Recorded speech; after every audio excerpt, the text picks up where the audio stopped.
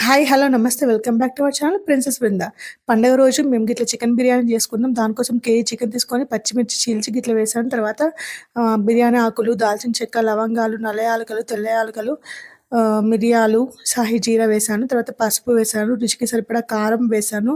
కారం వేశాక ధనియాల పౌడర్ కూడా వేశాను. కేజీ చికెన్‌కి ఎంత సరిపడితే అంత. నెక్స్ట్ సాల్ట్ రుచికి తగినంత వేశాను. తర్వాత కొంచెం గరం మసాలా పౌడర్ వేశాను. తర్వాత పుదీనాకులు వేశాను. తర్వాత కొత్తిమీర కూడా వేశాను. ఇవన్నీ వేశాక చూడండి ఎంత కలర్‌ఫుల్‌గా కనిపిస్తుందో. తర్వాత కొంచెం అల్లం పేస్ట్ వేశాను. యాక్చువల్‌గా అల్లం పేస్ట్ ముందే వేసుకోవాలి. నేను కొంచెం లేట్‌గా వేశాను. కొంచెం ఆయిల్ వేసుకొని ఇలా కలుపుకోవాలి. ఇలా మంచిగా పీస్‌కంతా పట్టేలాగా చికెన్‌కంతా మసాలా పట్టేలా కలుపుకోవాలి. తర్వాత కేజీ చికెన్‌కి హాఫ్ కేజీ కంటే కొద్దిగా తక్కువ పెరుగు వేసి మంచిగా కలిపి మంచిగా నానబెట్టాను 4, 5 గంటలు. తర్వాత కేజీ చికెన్‌కి సరిపడా రైస్ తీసుకున్నాను. ఇలాంటివి 2 ½ గ్లాస్ రైస్ తీసుకున్నాను. ఆ గ్లాస్‌తో 2 టైమ్స్ రైస్‌ని కడిగి వాటర్ పోసి రైస్ కూడా నానబెట్టేసాను. తర్వాత ఆనియన్స్ చిలుకలుగా కట్ చేసి ఫ్రై చేసి మనము కలిపెట్టిన చికెన్ మసాలాలో వేసి కలిపాను.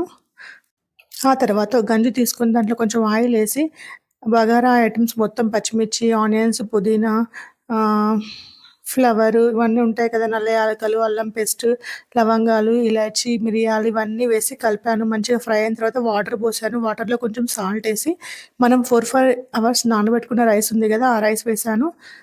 తర్వాత ఇంకొక బౌల్ తీసుకొని ఆ బౌల్‌లో కొద్దిగా ఆయిల్ వేసి మనము నానబెట్టుకున్న చికెన్ మసాలా ఉంది కదా! అది వేశాను.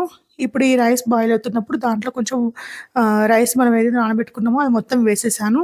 ఈ చికెన్ కొంచెం ఉడుకుతుంది. తర్వాత దాంట్లో ఏం చేయాలంటే ఈ రైస్ లేయర్‌గా వేసేయాలి. ఈ రైస్ 70% ఉడికిందో లేదో చెక్ చేసుకొని ఒక లేయర్‌గా వేయాలి. వేశాక తర్వాత చికెన్ పైన మళ్ళొక లేయర్‌గా వేసి, ఆ తర్వాత 90% ఉడికిన రైస్‌ని ఆ చికెన్ లేయర్ పైన వేయాలి. వేసి క్యాప్ పెట్టేసి, మూత పెట్టేసి ఒక 15 మినిట్స్ లో ఫ్లేమ్ మీద ఉడకనివ్వాలి. అది మంచిగా దమ్ తీసుకుంటుంది. ఇంకా ఒక 15 మినిట్స్ అయిపోయిన తర్వాత స్టవ్ ఆఫ్ చేసేయాలి. ఆ తర్వాత 10 మినిట్స్ అలా ఉన్న తర్వాత సర్వ్ చేసుకోవడమే. చూడ్డానికి ఎంత యమ్మీగా ఉంది. టేస్ట్ కూడా అదుర్సుంది. లైక్ చేయండి, షేర్ చేయండి, సబ్స్క్రైబ్ చేయండి.